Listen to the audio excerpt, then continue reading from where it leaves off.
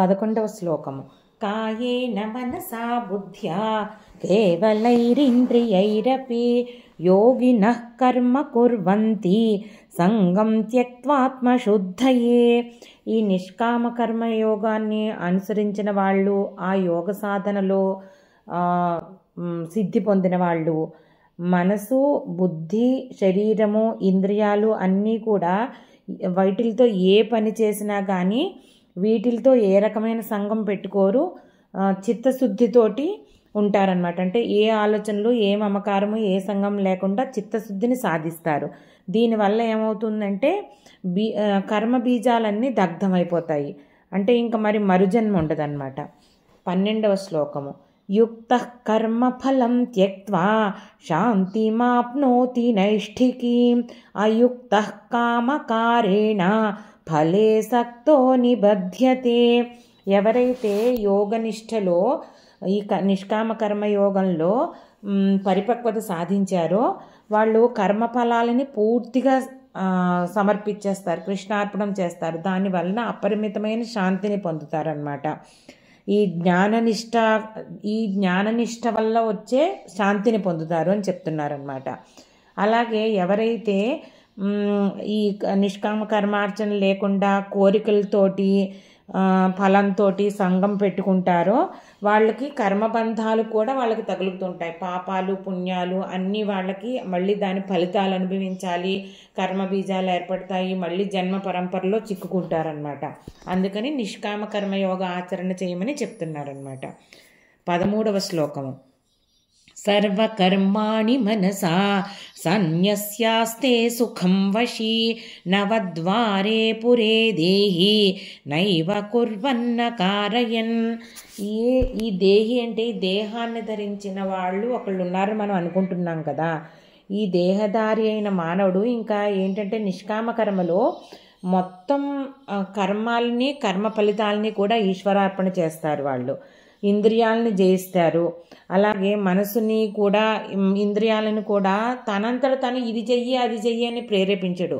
అవి వాటి పని అవి చేసుకుంటూ ఉంటే నిర్లిప్తంగా, వైరాగ్యంగా, కానీ ఆ కర్మలో తన అంతా కూడా ఈశ్వరార్పణ బుద్ధితోటి, త్యాగబుద్ధితోటి ఎంత మ్యాక్సిమం చేయగలరో అంతా చేస్తూ ఉంటారనమాట.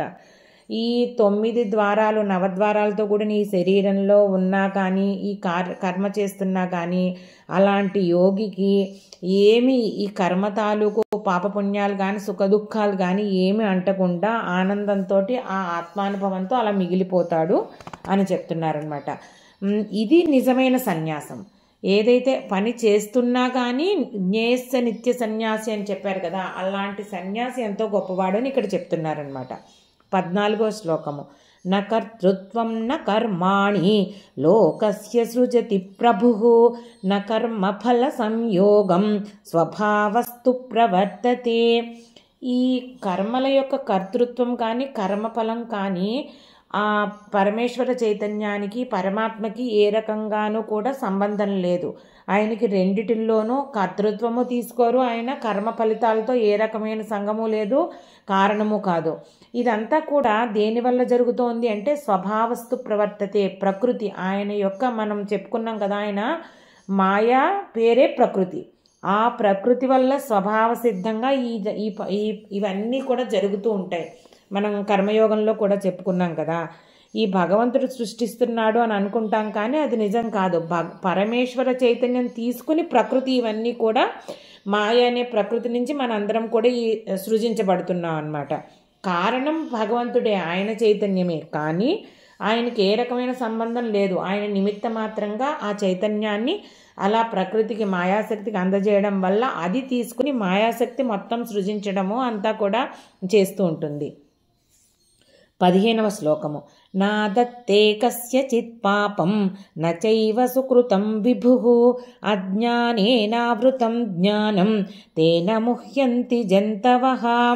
ఈ అజ్ఞానం వల్ల ఏంటంటే మనము కర్తృత్వము, భోక్తృత్వము ఇవన్నీ పరమాత్మ మీద ఆరోపిస్తాం. పరమాత్మ నా చేత పుణ్యం చేయించవచ్చు కదా, నా చేత ఇలా చేయించవచ్చు కదా, ఆయన అలా ఎందుకు చేస్తున్నాడు, వారికి ఆ అన్యాయం ఎందుకు చేశారు, ఈ అన్యాయం ఎందుకు చేశారు, ఇలా మనం అజ్ఞానంతో పరమాత్మ మీద ఆరోపిస్తున్నాం. కానీ ఇవన్నీ కూడా ఈ త్రిగుణాల వల్ల జనించే రాగద్వేషాలు ఇవన్నీ కూడా మనం ప్రకృతి నుంచే తీసుకుంటున్నాము.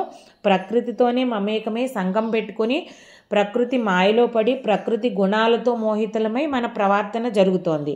ఆ ప్రవర్తన ఫలితంగా ప్రకృతి మనని ప్రకృతిలోనే మనం కర్మబంధంలో చిక్కుకుంటున్నాం. తద్వారా మళ్ళీ పునరావృతం అవుతుంది మన జన్మ పరంపర.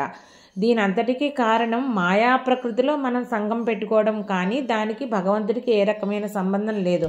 పరమేశ్వర చైతన్యం తీసుకుని మనం ప్రకృతి వైపు మోహితులమై ప్రకృతి మాయలో కలిపి ఉంటున్నాం అన్నమాట.